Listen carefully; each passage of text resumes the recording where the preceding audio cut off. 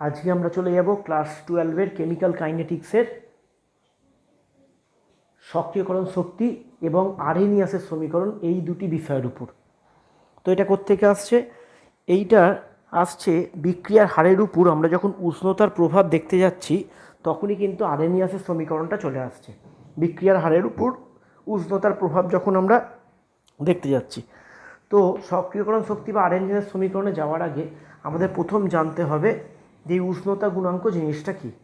উষ্ণতা গুণাঙ্ক জিনিসটা হচ্ছে 10 ডিগ্রি সি উষ্ণতার ব্যবধানে কোনো রাসায়নিক বিক্রিয়ার হার ধ্রুবকের অনুপাতকে আমরা ওই বিক্রিয়ার উষ্ণতা গুণাঙ্ক বলছি।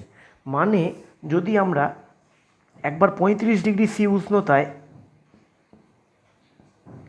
আমরা কে এর মান বার করি, কেটা জানো তোমরা, কেটা হচ্ছে বিক্রিয়ার হার ধ্রুবক। তো এই কে এর মান যদি একবার 35 ডিগ্রি সি উষ্ণতায় বার করি আর একবার যদি আমরা 25 ডিগ্রি সি উষ্ণতায় বার করি, তাহলে এই দুটোর অনুপাতকে বলা হচ্ছে উষ্ণতা গুণাঙ্ক। এর মান সাধারণত কি হয়, 2 থেকে 3-এর মধ্যে হয়। এর মান সাধারণত 2 থেকে 3-এর মধ্যে হয়। তো জেনারেলভাবে আমরা উষ্ণতা গুণাঙ্ককে কি লিখতে পারি, এটা কিন্তু সেন্টিগ্রেডে, এটা হচ্ছে উষ্ণতা গুণাঙ্ক কে টি প্লাস 10 ডিভাইডেড বাই কে টি, দুটোই কিন্তু সেন্টিগ্রেডে। এর যে মানটা হবে, মানে এটা 35-25 হতে পারে, এটা 36-26 হতে পারে, ঠিক আছে, তো এটা 32-22 হতে পারে, এই রকম। কিন্তু জেনারেলি আমরা কিন্তু এই রেশিওটা করে থাকি, স্ট্যান্ডার্ড অনুযায়ী এই রেশিওটা আমরা করে থাকি। তো যাই হোক, এই 10 ডিগ্রি ব্যবধানের যে কে এর মানের অনুপাত, এটাকে আমরা বলছি উষ্ণতা গুণাঙ্ক। এর মান সাধারণত 2 থেকে 3-এর মধ্যে ঘোরাঘুরি করে। তো এটা হচ্ছে উষ্ণতা গুণাঙ্ক গেল। এরপরে আমরা চলে যাব, এখান থেকে কোশ্চেন হতেই পারে উষ্ণতা গুণাঙ্ক কী, বা উষ্ণতা গুণাঙ্ক রিলেটেড একটা প্রবলেম ছায়া বইয়ের যে সংক্ষিপ্ত প্রশ্ন উত্তর আছে, ওখানেও একটা সুন্দর প্রবলেম আছে, তোমরা দেখতে পারো। তো এবার আমরা চলে যাব আরহেনিয়াসের সমীকরণে। আমরা চলে যাব আরহেনিয়াসের সমীকরণ। আরহেনিয়াসের সমীকরণ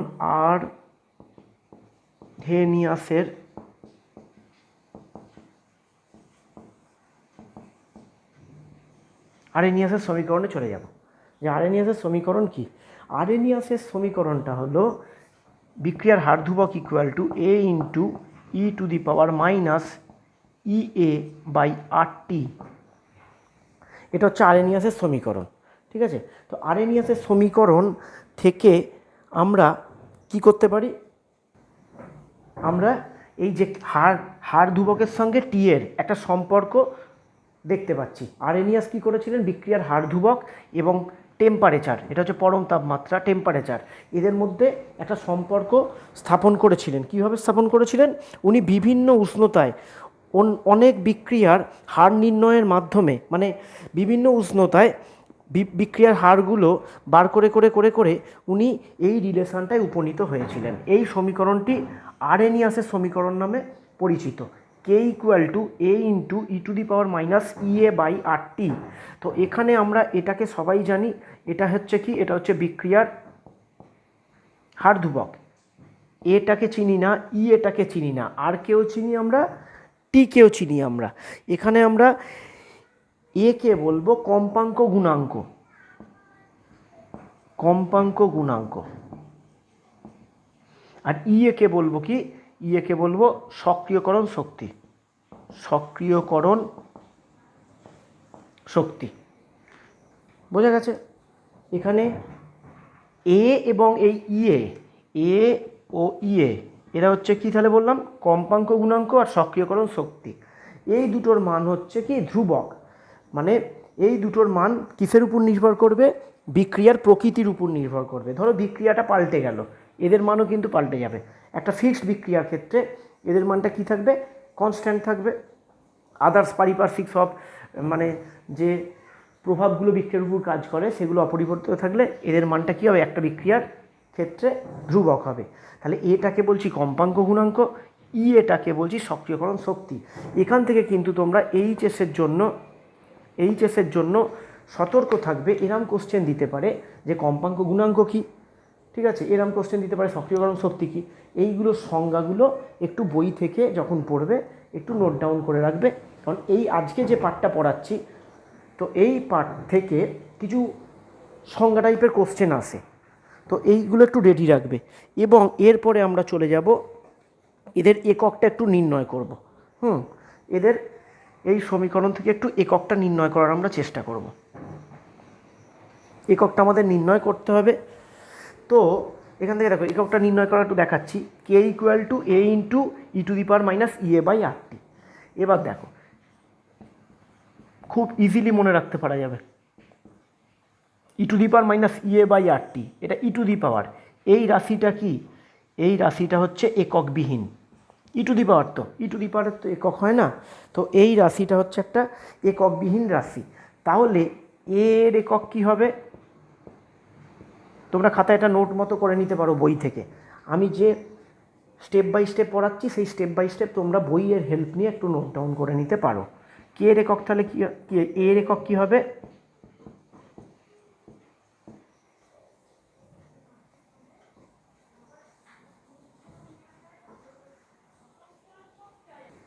কে এর একক, তো তোমাদের নিশ্চয়ই সেরকম ডেটা সাপ্লাই থাকবে, কারণ জানো তোমরা কে এর এককটা কী হয়, ভ্যারি হয় ক্রম ওয়াইজ, বিক্রিয়ার ক্রম ওয়াইজ কে এর এককটা ভ্যারি হয়। তো কে এর একক যদি দেওয়া থাকে তাহলে তোমরা এর এককটা বলে দিতে পারবে, ঠিক আছে। তো এর এককটা হচ্ছে কি হয়ে গেল, এর একক হচ্ছে কে এর একক। এবার আমরা বার করব ই এর একক, ই এর একক, এটা বার করব। দেখো যদি ই টু দি পাওয়ার এই রাশিটা যদি এককবিহীন হয়, তার মানে ই এর একক আর আর টির একক, ই টু দি পাওয়ারের মাথায় কে আছে, মাইনাসটা যদি মানে ভুলেও যাই, ই টু দি পাওয়ারের মাথায় কে আছে, ওপরে ই আছে নিচে আর টি আছে, তার মানে এই রাশিটার যদি এককবিহীন হয় তার মানে এর একক আর এর একক, এইটার একক আর এইটার একক একই। কারণ তোমরা জানো টাকাকে টাকা দিয়ে যদি আমরা ভাগ করি টাকা টাকা কেটে যায়, তার মানে ই টু দি পাওয়ার এই রাশিটা যেহেতু এককবিহীন, তার মানে ই এর একক আর আর টি এর একক এই দুটো একক এক, যার কারণে এককটা ওখান থেকে কেটে যাচ্ছে। তার মানে আমরা কি শিখলাম, ই এর একক ইকুয়াল টু কী হবে, আর টি এর একক, ঠিক আছে। এবার আর টি এর একক তোমরা আর এর একক জানো, টি এর একক জানো, তাহলে এবার এককটা কি হয়ে যাবে, এককটা আমরা লিখতে পারি কিলো ক্যালোরি মোল ইনভার্স, এটা লিখতে পারি, বা লিখতে পারি কিলো জুল মোল ইনভার্স, এটা লিখতে পারি।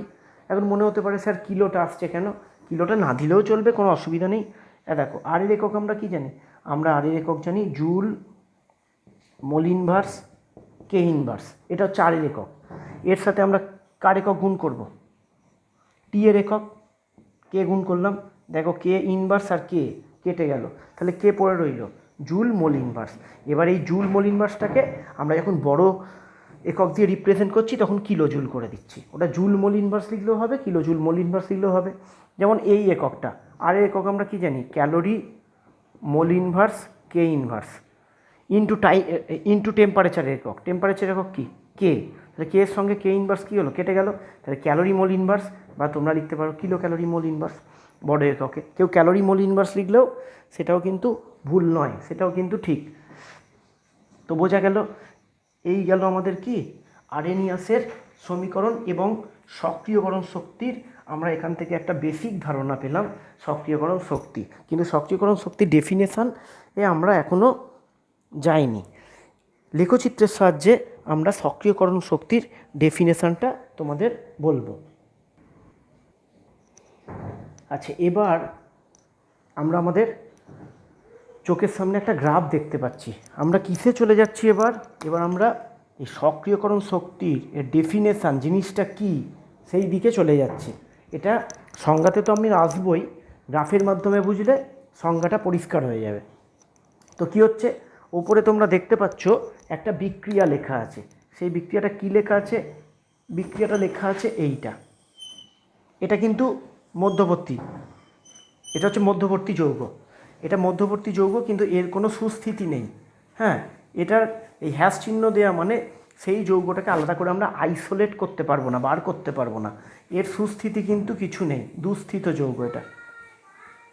ঠিক আছে, তো বিক্রিয়াটা কি করছে, বিক্রিয়াটা ঘটছে এর সঙ্গে বিসি বিক্রিয়া করে তৈরি করছে এবি প্লাস সি, এই হচ্ছে বিক্রিয়া। আমি ছায়ার বইয়ের এক্সাম্পলটাই ধরে করাচ্ছি যাতে তোমাদের বাড়িতেও পড়তে সুবিধা হয়। ঠিক আছে, তো এখানে গ্রাফটা কি হচ্ছে দেখো, গ্রাফটা হচ্ছে আমরা শক্তি এনার্জি ভার্সেস বিক্রিয়ার অগ্রগতির একটা লেখচিত্র এখানে অঙ্কন করেছি। বাঁ দিকের অ্যাক্সিসে কী আছে, ওয়াই অ্যাক্সিসে আছে শক্তি, আর আমাদের এক্স অ্যাক্সিসে আছে বিক্রিয়ার অগ্রগতি। ঠিক আছে, এবং এই যে গ্রাফটা এঁকেছি এই গ্রাফটা তাপদায়ী বিক্রিয়ার ক্ষেত্রে গ্রাফ। কেন তাপদায়ী বিক্রিয়ার ক্ষেত্রে গ্রাফ সেটা লাস্টে আমরা বলে দেবো যে কেন এটা তাপদায়ীর ক্ষেত্রে গ্রাফ। কেন দেখো এখানে কিন্তু দুটো কেস হতে পারে। দেখো এটা হচ্ছে এ প্লাস বিসি, এই যে এনার্জি, হ্যাঁ, এই যে E1, এই E1 জিনিসটা কি, এই E1 জিনিসটা হচ্ছে বিক্রিয়কের গড় শক্তি। মানে এই যে বিক্রিয়ক আছে এ প্লাস বিসি, এর একটা গড় শক্তি। প্রত্যেকটা বিক্রিয়ক পদার্থেরই বা প্রত্যেকটা বস্তুরই একটা নিজস্ব শক্তি থাকে। ঠিক আছে, তো এখানে বিক্রিয়ক দুটো কে এ আর বিসি, এই বিক্রিয়ক দুটোর নিজস্ব একটা শক্তি কিন্তু থাকবে। সেই নিজস্ব শক্তিটাকে তাদের আমরা বলছি এটা হচ্ছে এ প্লাস বিসি এর বিক্রিয়কের গড় শক্তি। এটাকে বলছি বিক্রিয়কের গড় শক্তি, মানে এদের এই শক্তিটা, নিজস্ব শক্তিটা এইখানে আছে। ঠিক আছে, আর এখানে এবি প্লাস সি দেখতে পাচ্ছ, এটা হচ্ছে বিক্রিয়াজাত পদার্থ, এদের গড় শক্তি হচ্ছে E2। E2টা হচ্ছে বিক্রিয়াজাত পদার্থের গড় শক্তি। এটা কিন্তু ইম্পর্ট্যান্ট গ্রাফটা বোঝাটা, বিক্রিয়াজাত পদার্থের গড় শক্তি আর এটা হচ্ছে বিক্রিয়ক পদার্থের গড় শক্তি। ঠিক আছে, এবার পৃথিবীতে দেখা যাচ্ছে হাইড্রোজেন, অক্সিজেন বা অনেক এরকম গ্যাস রয়েছে। তাহলে হাইড্রোজেন আর অক্সিজেন যদি যখন তখন বিক্রিয়া করতো, তাহলে আমরা এতদিনে কি জলের তলায় থাকতাম, জল হয়ে যেত তো হাইড্রোজেন আর অক্সিজেন মিলে বিক্রিয়া করে। ঠিক আছে, তো তারা বিক্রিয়া করে না কেন, কারণ তারা নিশ্চয়ই যে এনার্জিটার দরকার বিক্রিয়া করতে গেলে সেই এনার্জিটা পায় না। এবার এখানে গ্রাফটার দিকে লক্ষ্য করো, ঘটনাটা কি ঘটছে, ঘটনাটা ঘটছে যে এ আর বিসি এদের একটা গড় শক্তি নিজস্ব আছে, কিন্তু এই গড় শক্তিতে ওরা নিজেরা বিক্রিয়া করছে না। বিক্রিয়া হতে গেলে নেক্সট ক্লাসেই আমরা দেখবে পড়বো, কী পড়বো, সংঘর্ষ তত্ত্ব পড়বো, যে কী করে বিক্রিয়াটা হচ্ছে, সংঘর্ষ লাগছে, এর আগেও হয়তো একটু বলেছিলাম, তো নেক্সট ক্লাসে আছে।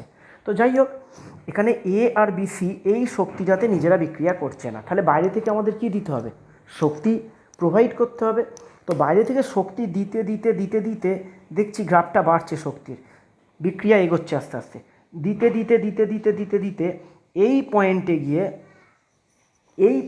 গিয়ে দেখা যাচ্ছে যে বিক্রিয়ক পদার্থগুলো সক্রিয় হয়ে গেছে, মানে অ্যাক্টিভ হয়ে গেছে, ওরা নিজেদের মধ্যে বিক্রিয়া এবার স্টার্ট করেছে। তারপর ওই যে এই যে স্টার্ট করলো, দেখো এখান থেকে আমরা যে শক্তি দিতে দিতে দিতে দিতে দিতে দিতে এই পয়েন্টেও কিন্তু স্টার্ট করিনি, আরও দিতে হচ্ছে, আরও দিতে হচ্ছে, আরও দিতে হচ্ছে, এই পয়েন্টে গিয়ে স্টার্ট করলো।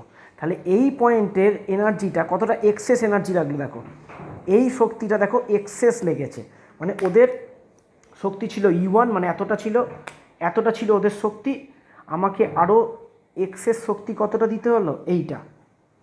ঠিক আছে, এর বেশি শক্তি দিলেও হবে, কিন্তু ন্যূনতম মিনিমাম এই শক্তিটা কিন্তু প্রোভাইড করতে হলো। এই পয়েন্টে গিয়ে ওরা এবার বিক্রিয়াটা স্টার্ট করলো। কীভাবে স্টার্ট করলো, একটা অন্তর্বর্তী যৌগ তৈরি করার মাধ্যমে ওরা বিক্রিয়াটা স্টার্ট করলো। তাহলে এই যে এক্সেস শক্তিটা দেয়া হলো, মাইন্ড ইট, এই কথাটা যেন অবশ্যই থাকে, ন্যূনতম, মিনিমাম, ন্যূনতম, এর বেশি দিলেও তো হবে, কিন্তু এই শক্তি দিতে দিতে এর কম যদি দিই, ধরো আমি এই এতটা শক্তি দিলাম, তাহলে বিক্রিয়া হবে না। তাহলে এই করতে করতে করতে করতে এই পয়েন্টে গিয়ে দেখলাম বিক্রিয়াটা স্টার্ট হচ্ছে। তাহলে এই পয়েন্টের জন্য যে শক্তিটা, এটা হচ্ছে ন্যূনতম শক্তি বিক্রিয়া স্টার্ট করার জন্য, এই শক্তিটা হচ্ছে ন্যূনতম শক্তি বিক্রিয়াটা স্টার্ট করার জন্য।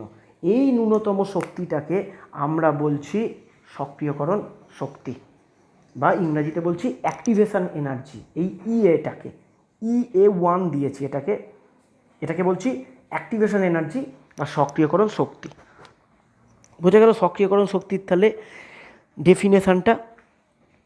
আমরা যদি সক্রিয়করণ শক্তি ডেফিনেশন বলি তো বইতে দেখবে এরকম পাবে, কোনো বিক্রিয়ায় বিক্রিয়ক পদার্থের অণুগুলি তাদের গড় শক্তির অধিক, এটা হচ্ছে গড় শক্তি, এই গড় শক্তিটার অধিক, এইটার ওপরে গড় শক্তির অধিক সর্বনিম্ন, এই সর্বনিম্ন কথাটা মাস্ট, আমি যেটা বলছিলাম ন্যূনতম, সর্বনিম্ন যে অতিরিক্ত শক্তি অর্জন করলে সক্রিয় হয়ে ওঠে, মানে এই শক্তি, এই যে এটা হচ্ছে এক্সেস এনার্জিটা, এই শক্তিটা অর্জন করার পর এরা এখানে গিয়ে অ্যাক্টিভ হয়ে গেল, এই এনার্জিটাকে আমরা বলছি সক্রিয়করণ শক্তি।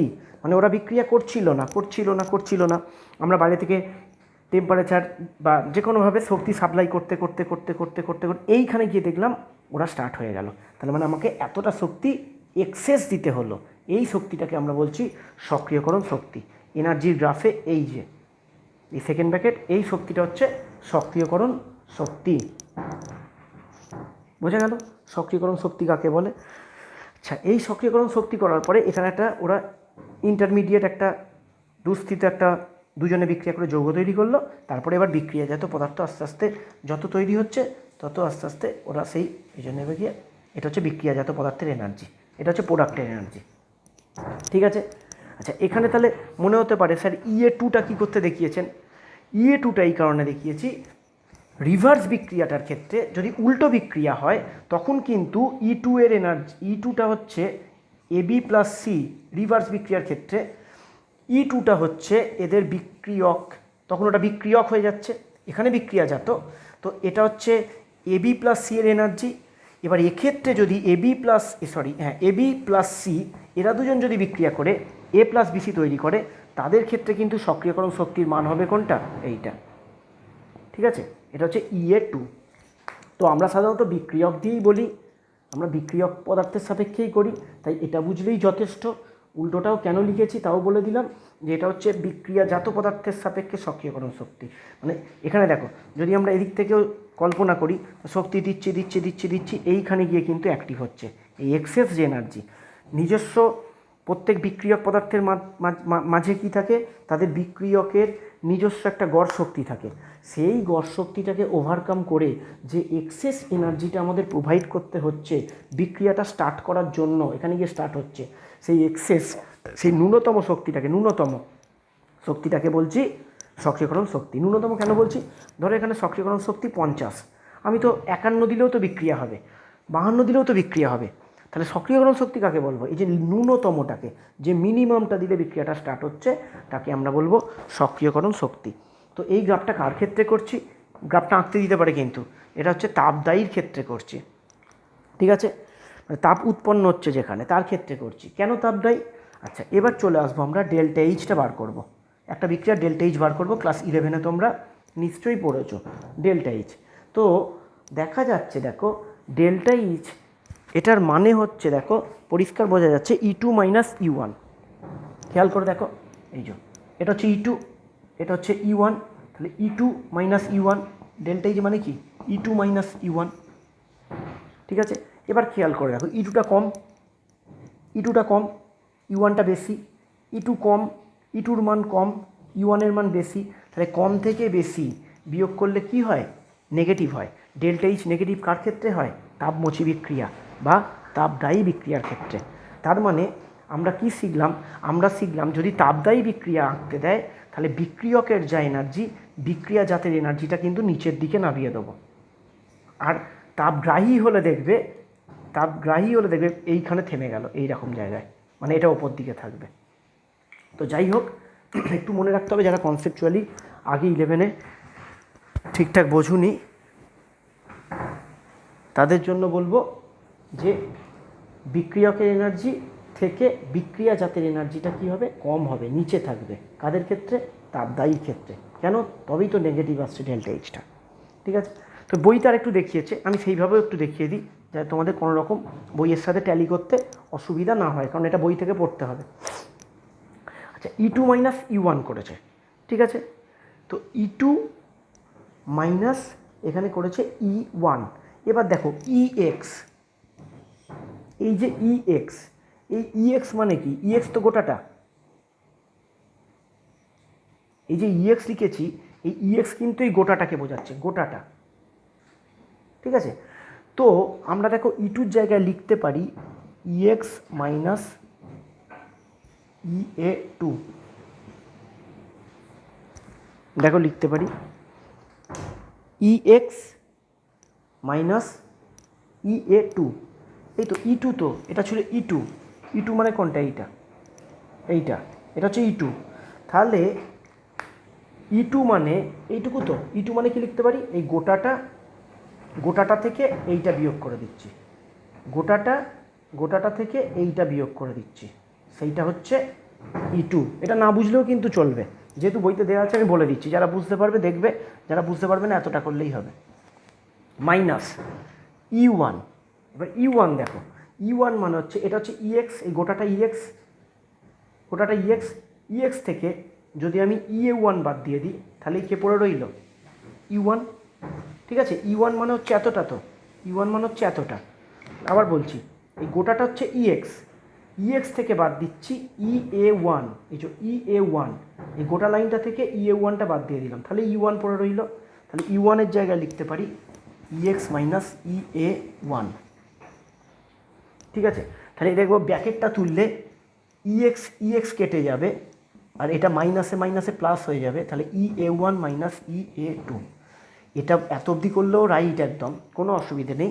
এটা দিয়ে করলাম কেন? কারণ সক্রিয়করণ শক্তি পড়ছি, তো আমি EA1টা কি দেখো, EA1টা হচ্ছে বিক্রিয়কের সাপেক্ষে সক্রিয়করণ শক্তি, আর EA2টা হচ্ছে বিক্রিয়াজাত পদার্থের সাপেক্ষে সক্রিয়করণ শক্তি। আমি সক্রিয়করণ শক্তির টার্মে ডেল্টা এইচটাকে প্রকাশ করলাম। এটা কিন্তু বারবার বলছি, যারা বুঝতে পারবে না করলেও হবে, এতটা করলেও হবে। ঠিক আছে, তো দেখো কী হলো, EA1 মাইনাস EA2। এবার আবার বলছি, ওটা দিয়েও দেখিয়েছিলাম, এটা দিয়েও দেখাচ্ছি, তোমরা খেয়াল করো কোনটা বেশি কোনটা কম। দেখো EA1টা ছোট আর EA2টা দেখো বড়, EA1টা ছোট আর EA2টা বড়, তাহলে ছোট থেকে বড় বিয়োগ হচ্ছে। এখানেও দেখানো যায় নেগেটিভ, এখানেও দেখানো যায় নেগেটিভ। আর নিশ্চয়ই থার্মোডাইনামিক্সে পড়েছো ডেল্টা এইচ নেগেটিভ হয় এক্সোথার্মিক রিয়াকশানের ক্ষেত্রে। ইংরাজিটা হচ্ছে এক্সোথার্মিক রিয়াকশানের ক্ষেত্রে। এক্সোথার্মিক রিয়াকশান মানে তাপমোচী বা তাপদায়ী। তাহলে পুরো গ্রাফটা এক্সপ্লেন হলো কেন এটা নিচে থাকছে, তাপদায়ীর ক্ষেত্রে কেন এটা নিচে থাকছে তাও এক্সপ্লেন হলো। এটা নিচে না থাকলে এটা নেগেটিভ আসতো না, তার মানে তাপদায়ী হলেই, তাপদায়ী বিক্রিয়া বললেই বিক্রিয়কের এনার্জিটা ওপরে থাকবে, বিক্রিয়াজাতের এনার্জিটা কি থাকবে? নিচে থাকবে। আমি এক্ষুনি তাপগ্রাহীটাও করাবো, নইলে দুটো না করালে বুঝতে পারবে না। তাহলে এটা কি গেল? এটা হলো তাপদায়ী বিক্রিয়ার ক্ষেত্রে গ্রাফ, এবং সংজ্ঞাও বলে দিলাম সক্রিয়করণ শক্তিটা কি, যে ন্যূনতম শক্তিটা লাগছে বিক্রিয়াটা স্টার্ট করার জন্য। অবশ্যই বইয়ের ভাষায় সংজ্ঞা রেডি রাখবে, সংজ্ঞা উইথ এই গ্রাফ। এইচএসে আসতে পারে কিন্তু, প্রচণ্ড ইম্পর্টেন্ট। এইচএসে কিন্তু 5 নাম্বার থাকে, তো এই পার্ট থেকে একটা দেয়, ওদিক থেকে দেয়, এটা প্রচণ্ড ইম্পর্টেন্ট। আমরা করলাম তাপদায়ীর ক্ষেত্রে, আমরা এই বিক্রিয়াটাকে নিয়ে আলোচনা করলাম, এবং তাপদায়ীর ক্ষেত্রে ডেল্টা এইচটা যে নেগেটিভ হচ্ছে আমরা সেটাও এখানে কি করলাম, এখানে দেখিয়ে দিলাম। এবার আমরা চলে যাব তাপগ্রাহী বিক্রিয়ার লেখচিত্রে। তো কোথায় চলে এসেছি আমরা? এবার চলে এসেছি তাপগ্রাহী বিক্রিয়া বা তাপশোষী, যেটার ইংরাজি বলছি এন্ডোথার্মিক।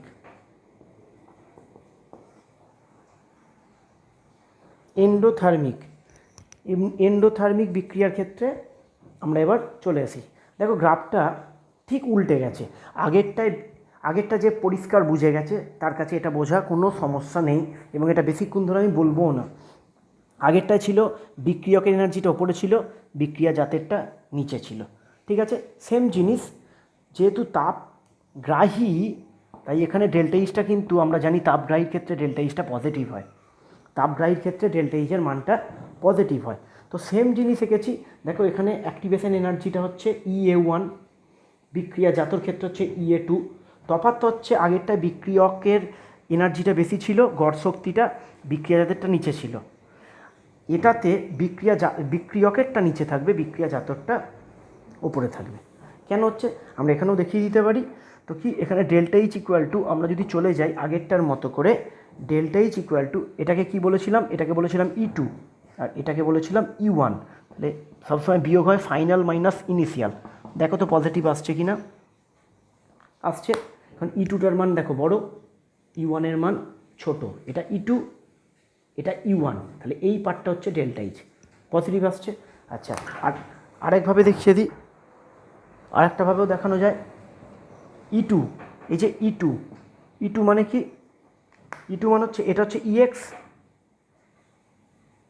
এটা হচ্ছে EX, তাহলে EX থেকে আমরা যদি এইটা বাদ দিয়ে দিই EA2, ভালো করে দেখো, E2 হচ্ছে এই জায়গাটা, হচ্ছে E2 এই জায়গাটা, আগেরটা যদি বুঝতে না পারো আবার দেখে নাও, এটা হচ্ছে E2, মানে এই এনার্জির এইটা হচ্ছে E2, তাহলে E2 মানে হচ্ছে এই যে গোটাটা থেকে আমরা যদি এতটা কেটে দিই, এতটা যদি কেটে দিই, তাহলে রিমেনিংটা পড়ে থাকছে E2, তাহলে E2 এটা না বুঝলেও চলবে, যারা বুঝতে পারছো তাদের জন্য, বইতে আছে এটা, তাহলে EX মাইনাস EA2, আবার বলছি এটা হচ্ছে E2, তাহলে E2 মানে কি হবে, এই গোটাটাকে বলছি EX, EXটা কি পরে আসছি, গোটাটা হচ্ছে EX, সেখান থেকে আমরা বাদ দিচ্ছি EA2, এটা বাদ দিচ্ছি, তাহলে পড়ে থাকছে E2।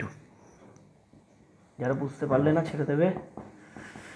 EA1, এই পরেরটাও একইভাবে এলো, তাহলে EX কেটে গেলে EA1 মাইনাস একই এলো, EA2 একই আসবে, স্বাভাবিক ব্যাপার, ইকুয়েশানটা একই আসবে। তা কী এলো, EA1 মাইনাস EA2। এবার তোমরা দেখো কোনটা বড়, দেখো EA1, এটা হচ্ছে EA1, এইটা কিন্তু এখান থেকে নয়, এখান থেকে, এটা হচ্ছে EA1টা অনেক বড়, EA2টা, আমি E1 E2-র কথা বলছি না, এটা হচ্ছে EA1, এটা অনেক বড়, মানে বিক্রিয়কের সক্রিয়করণ শক্তি, আর এটা হচ্ছে বিক্রিয়াজাত পদার্থের সক্রিয়করণ শক্তি, তাহলে এখান থেকেও দেখানো গেল এটা পজিটিভ। তো আমরা কি মনে রাখবো, এরকম কোশ্চেন দিতে পারে যে তাপগ্রাহী বিক্রিয়ার ক্ষেত্রে সক্রিয়করণ শক্তির লেখচিত্রটি অঙ্কন করো। তাপগ্রাহী বললে মাথায় ঢুকিয়ে নেবে এইটা, এটা দেখিয়ে দিয়ে আসবে, এবং তাপগ্রাহী বললে একটু মুখস্থ রাখবে, যারা বুঝতে পারলে না, যারা 11-এ পড়োনি, আমার কিছু করার নেই। তাপগ্রাহী বললে বিক্রিয়কটা নিচে থাকবে, বিক্রিয়াজাতটা ওপরে থাকবে, আর তাপমোচী বললে বিক্রিয়কটা ওপরে থাকবে, বিক্রিয়াজাতটা নিচে থাকবে। তো দুটো গ্রাফ কমপ্লিট, অবশ্যই বাড়িতে পড়বে, গ্রাফ দুটো নিয়ে একটু পড়বে, লেখচিত্রটাকে নিয়ে।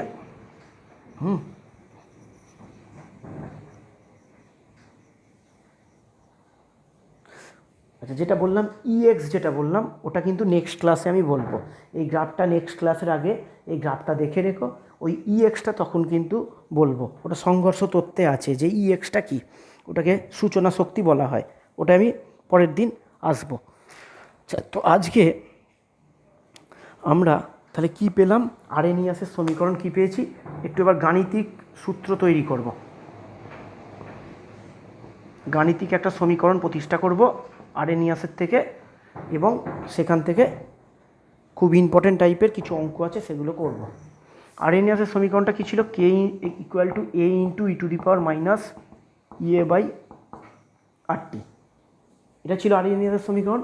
এবারে গাণিতিক প্রতিষ্ঠায় যাচ্ছি, কি যাচ্ছি, বোথ সাইডে ln নিলাম, বোথ সাইডে ln নিলাম, ln, দেখো এটা হচ্ছে এটার গুণ, তো A ইন্টু আছে A ইন্টু E⁴ এইটা, তাহলে যারা পিওর সায়েন্স নয় তাদের জন্য একটু করে দিচ্ছি, ln xy মানে হচ্ছে ln x plus ln y, ln xy মানে হচ্ছে ln x plus ln y, তাহলে এদের দুজনকার গুণ আছে, তাহলে এটা হবে ln a plus ln E⁴ minus EA/RT, আর ln এর বেস কী হয় আমরা জানি, সাধারণত ln এর বেস হয় E।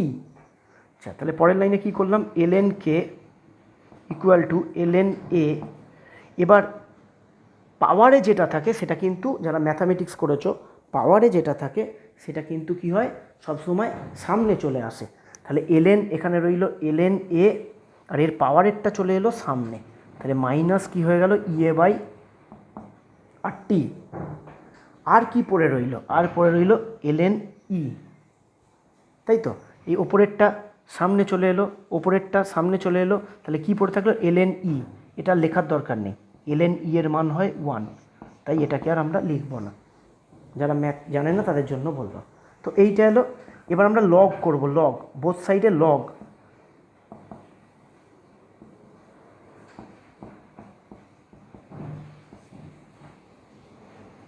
অনেকে বুঝতে পারবে না তাই আমি একটু ভেঙে করছি। হ্যাঁ, দেখো ln x, এটাকে যদি লগে লিখি, তাহলে log x যদি লিখি, তো তো সামনে কিন্তু এইটা দিয়ে গুণ করতে হয়, ln থেকে লগে যেতে গেলে 2.303 দিয়ে গুণ করতে হয়। তাহলে আমি এখানে একটা লাইন বাড়াচ্ছি, সবাই বুঝতে পারবে না বলে বাড়াচ্ছি কিন্তু, হ্যাঁ। তো ln থেকে যেই লগে যাচ্ছি তাহলে 2.303 দিয়ে গুণ করলাম, এটাকেও 2.303 দিয়ে গুণ করলাম, আর ওটাকে গুণ করার দরকার নেই, ওটাকে গুণ করার কোনো প্রয়োজন নেই, ঠিক আছে। এবার কি করছি, এই জায়গায় দাঁড়িয়েছিল, এবার আমি সব কটাকে প্রত্যেক কটাকে 2.303 দিয়ে ভাগ করে দিচ্ছি। একটা স্টেপ জাম্প বইতে করা আছে, এগুলো আর শেখাবে না কেউ। কী করলাম, 2.303 দিয়ে প্রত্যেককে ভাগ করলাম, তাহলে একে যদি ভাগ করি কেটে গেল, একে যদি ভাগ করি কেটে গেল, সবাইকে ভাগ করতেই পারি বাঁ দিক ডান দিক। এটা যারা ম্যাথ জানে না, বুঝতে পারে না, তাদের জন্য ভেঙে বললাম। তো এইটা হলো, আচ্ছা তাহলে এই সমীকরণটা দেখো, একটা সমীকরণে আমরা এসে পৌঁছালাম, ঠিক আছে। Log K equal to log A into কী হলো মাইনাস ইএ বাই 2.303 RT। এবার এখান থেকে আমরা এই একটা সমীকরণ এলো, এটাকে আবার এগোবো আমরা। এখান থেকে আরএনিয়াসের সমীকরণ থেকে এই গ্রাফটা আঁকতে দিতে পারে, যেটা হচ্ছে লগ কে ভার্সেস 1/t, লগ কে ভার্সেস 1/t। সেই যেমন শিখিয়েছিলাম দেখো, লগ কেটা হচ্ছে ওয়াই ইকুয়াল টু, এটাকে একটু ভাঙলাম আমি, হ্যাঁ, 1/t, কিছু নেই মানে উপরে 1 আছে, এটা হচ্ছে এক্স, 1/tটা হচ্ছে এক্স। তাহলে এম কোনটা হবে, গোটাটা মাইনাস সমেত, এটা হচ্ছে এম নতি, আর এটা হচ্ছে সি। দেখো y equal to m x plus c, y equal to m x plus c, হয়তো এটা পরে আছে, যাই হোক এটাকে আগেও লিখতে পারি, y equal to m x plus c. এখানে এম এর মান কত হচ্ছে minus E A by 2.303 R, এটা হচ্ছে এম এর মান, আর 1/tটা হচ্ছে এক্স অ্যাক্সিস। তাহলে এম এর মানটা এখানে কি আছে, নেগেটিভে আছে, তাই এখানে গ্রাফটা কী হবে, ঠিক আছে। আর নতি কত হলো, নতি হলো মাইনাস ইএ বাই 2.303 আর, এটা হচ্ছে নতি। সিমিলারলি এইটা থেকেও গ্রাফ আঁকতে দিতে পারে, ঠিক আছে। যদি এটা থেকেও গ্রাফ আঁকতে দেয়, আমার জেরক্সে দেখবে আছে question, ln k by 1/t, একই রকম আসবে ln k বাই 1/t। তো ওটাতেও আমি মার্কিং করে তোমাদের দেখাচ্ছি, এটাকে 1/t করলাম, তাহলে এটা হচ্ছে এক্স, এটা হচ্ছে ওয়াই অ্যাক্সিস, এটা হচ্ছে সি, আর এই মাইনাস সমেত এটা হচ্ছে কি এম, মাইনাস সমেত এটা হচ্ছে এম।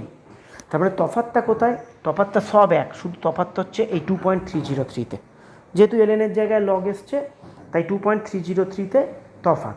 তাহলে এখানেও তোমার এম এর মানটা কী হলো দেখো, মাইনাস ইএ বাই আর, স্বাভাবিক, আর লগের জন্য 2.303-টা এসছে, বাদবাকি সব এক। তাহলে এখানেও গ্রাফটা সেম হবে, কিচ্ছু পাল্টাবে না, শুধু সাইডে নতিটা অবশ্যই লিখে দিও, মাইনাস ইএ বাই আর, এটা নতি হচ্ছে মাইনাস ইএ বাই 2.303 আর। তো এই দুটো গ্রাফ ছিল আরএনিয়াসের সমীকরণটাকে এক্সটেন্ড করার পর, এই দুটো গ্রাফ হয়ে গেল।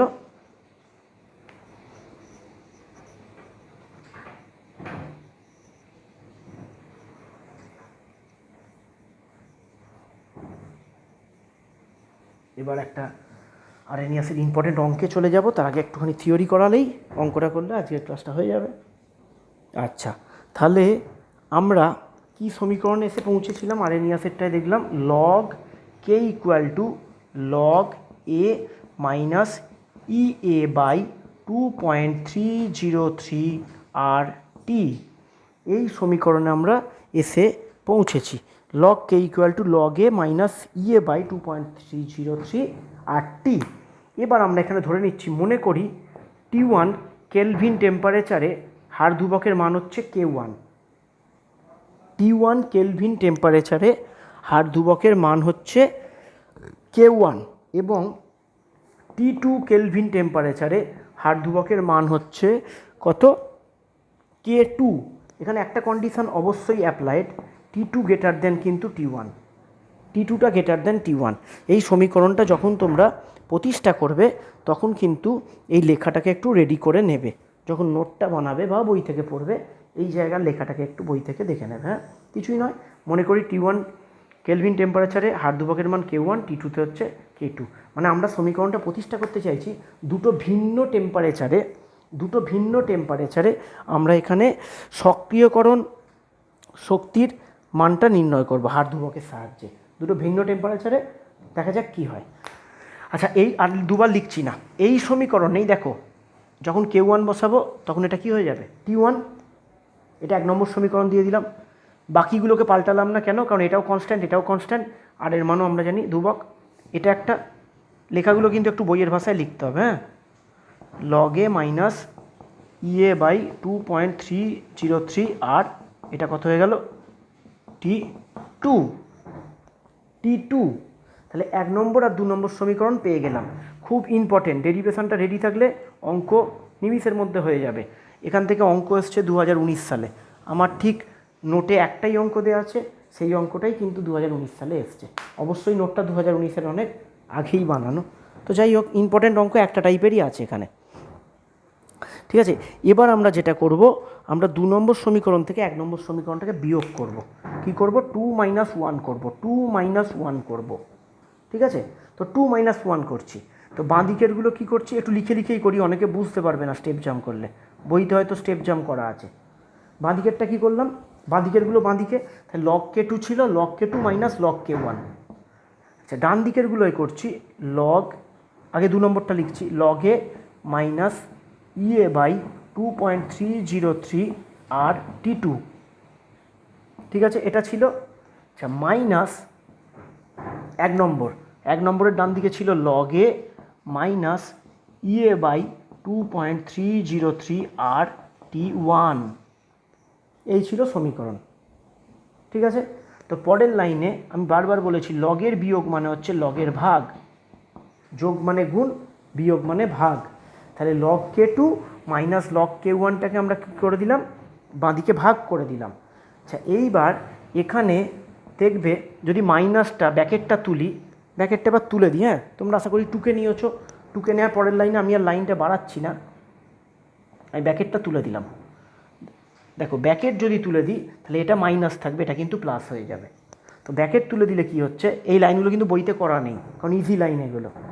লগে কেটে গেল, লগে কেটে যাওয়ার পর কী পড়ে রইল, 2.303 R T1 minus E A by 2.303 R T2। ওকে, তো আর একটা লাইন করি, তাহলেই আমাদের রেডি হয়ে গেল সমীকরণ অঙ্কের জন্য।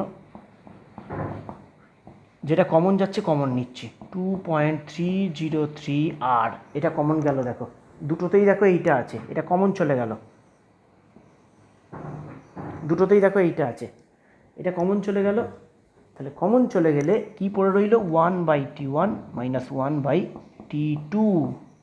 এটা হচ্ছে আমাদের অঙ্কের ফর্মুলা।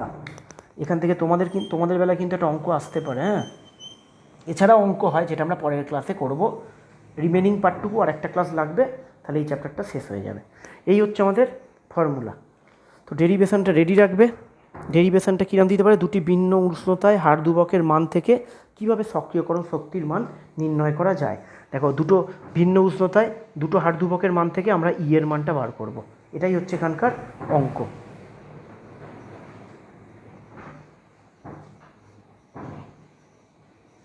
বোঝা গেছে, সমীকরণ প্রতিষ্ঠাটা যেন রেডি থাকে, পরীক্ষায় দিতে পারে। তো এবার চলে যাচ্ছি এই সমীকরণের একটা অঙ্কে চলে যাই, আর বাকি এরকম টাইপের অঙ্কেও তোমরা নিশ্চয়ই কিছু করবে। আমার জেরক্সের টাইপ ডি এর যে লাস্ট অঙ্কটা, সেই অঙ্কটাতে চলে যাব। বলেছে একটি বিক্রিয়ার উষ্ণতা 27 ডিগ্রি থেকে 37 ডিগ্রিতে বৃদ্ধি করলে বিক্রিয়ার হার, এটা হার কতটা ভুল আছে, এটা হার ধ্রুবক হবে, বিক্রিয়ার হার ধ্রুবকের মান কি হয়, দ্বিগুণ হয়।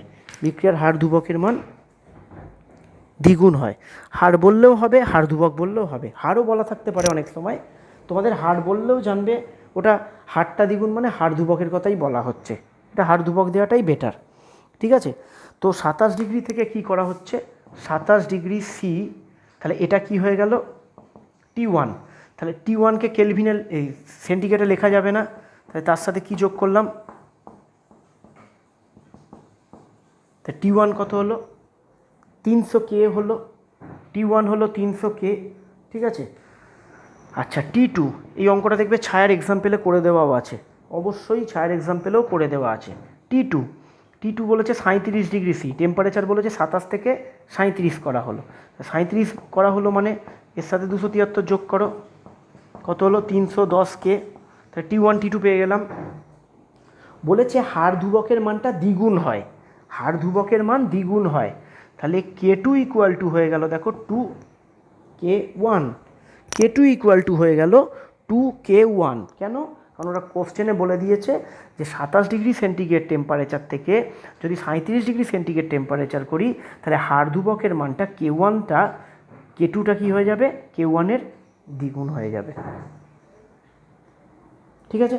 তো এই মানটাকে আমরা যদি এই সমীকরণে পুট করি, তাহলে আমরা ইজিলি এর মানটা বার করতে কি পারবো। কিন্তু এখানে খুব কেয়ারফুল, তোমাদের মনে একটা প্রশ্ন উঠতে পারে, স্যার আর এর মানটা তাহলে কী বসাবো এখানে আমরা, আর এর মানটা কী বসাবো, আর এর মানটা তোমরা জুলে বসাও, জুলে বসিয়ে দাও। কেন জুলে বসাতে বললাম, এর ইউনিটে দেখেছো কিলো জুল মোল ইনভার্স বা এই টাইপের, তাহলে আর এর মানটা তোমরা 8.314 জুল মোল ইনভার্স কে ইনভার্সে বসিয়ে দাও, আর এর মানটা 8.314 জুল মোল ইনভার্স কে ইনভার্সে বসিয়ে দাও, ঠিক আছে। তো এই মানগুলো লেখার পর এই ফর্মুলাটাকে লিখবে, ফর্মুলাটা লেখার পর মানটা আমি পুট করছি, মানে এই লাইনটা কিন্তু আগে হবে, ফর্মুলাটাকে লিখতে হবে। তো লগ 2K1/K1 কী করলাম, K2-র জায়গায় 2K1 বসালাম। আচ্ছা এটা বার করতে হবে 2.303 ইন্টু 8.314 হলো, divided by 1/300 minus 1/310, divided by 1/300 minus 1/310, okay. তো এইটা হলো। আচ্ছা এখান থেকে যদি চলে যাই আমরা, log 2 হয়ে গেল, log 2 equal to EA by, এই ক্যালকুলেশনটা একটু তোমাদের করতে হবে, গুণ দিয়েই রাখি 2.303 ইন্টু 8.314, এটা হচ্ছে 300 ইন্টু 310, যতক্ষণ পারা যায় ক্যালকুলেটর থেকে বিরত থাকাই ভালো। 310টা উপরে গেল, 300টা ওখানে গেল, তাহলে উপরে কি পড়ে রইল, উপরে বিয়োগে পড়ে রইল 10, উপরে বিয়োগে পড়ে থাকছে তাহলে 10, এটা পড়ে রইল। আর log 2-র মানটা তোমরা ক্যালকুলেটারে ইজিলি বার করে নিতে পারবে। তাহলে এর মান কী বেরোচ্ছে, ইকুয়াল টু কী বেরোচ্ছে দেখো, ইকুয়াল টু বেরোচ্ছে 2.303 into 8.314 into 300 into 310 divided by, এই সব কটাকে আমি ওপরে নিয়ে চলে গেলাম, ঠিক আছে। আচ্ছা log 2টা নিচে আসবে আর 10টা, আচ্ছা দাঁড়াও, হ্যাঁ log 2টা ওপরে থাকবে, ইন্টু log 2 শুধু তলায় কে থাকবে, 10 থাকবে।